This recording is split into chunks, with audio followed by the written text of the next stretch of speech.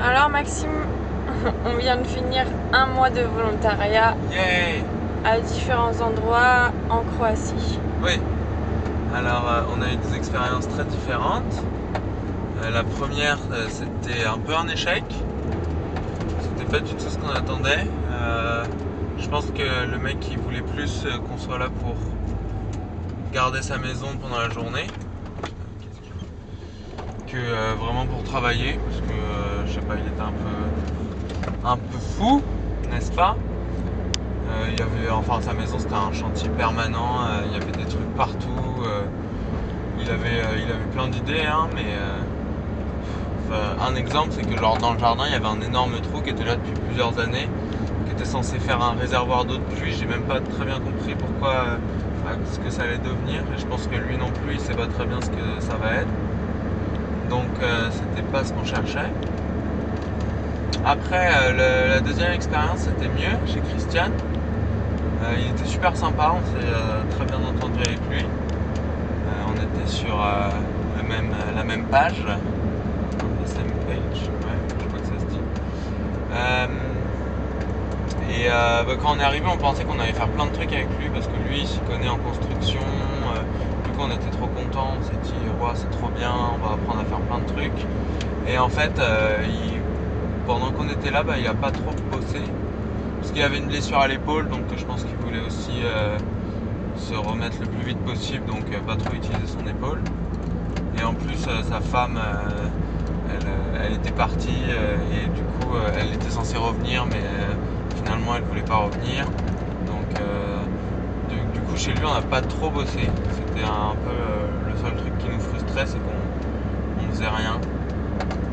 On chillait bien, mais bon, nous, comme le but de ces volontariats pour nous c'était un petit peu de faire quelque chose pendant le voyage, quoi, parce que sinon le reste du temps nous on chill très bien tout seul dans le camp.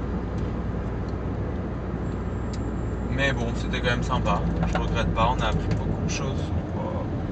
On a appris beaucoup de choses sur la Croatie avec lui, sur beaucoup de choses qui sont après son avis à lui, hein. Il était un petit peu penché théorie conspirationniste, mais bon, je pense que dans tout ce qu'il nous a dit, il y a des trucs à retenir. Et là, on vient de finir 2 semaines de volontariat dans un refuge pour ours orphelins. Et là, c'était très cool aussi. Là, on a beaucoup bossé, même plus que les heures habituelles. Donc, enfin, moi, j'ai bien aimé. J'étais content de faire plein de trucs, même si des fois, c'était des trucs un peu chiants, genre ramasser de l'herbe pendant 5 jours. J'étais content d'utiliser mon corps et de faire une activité, on va dire, physique, du off-grid CrossFit, comme on dit.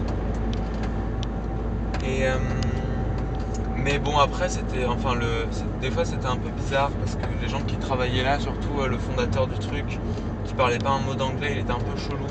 Du coup, des fois on avait du mal à savoir s'il était content de ce qu'on faisait, est-ce qu'il était conscient qu'on était des êtres humains en face de lui, qui venaient pour travailler dans le centre qu'il a créé. Donc, mais bon, là-bas on a rencontré Tobias et Jire,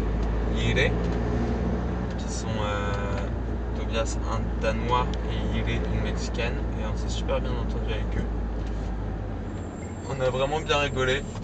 Et grâce à eux, on a passé vraiment 2 semaines super. On avait vraiment l'impression d'être en coloc avec eux. C'était vraiment cool. Même si des fois, on n'avait plus trop d'envie de travailler. On n'avait plus trop la foi de ramasser l'herbe quand il faisait super chaud.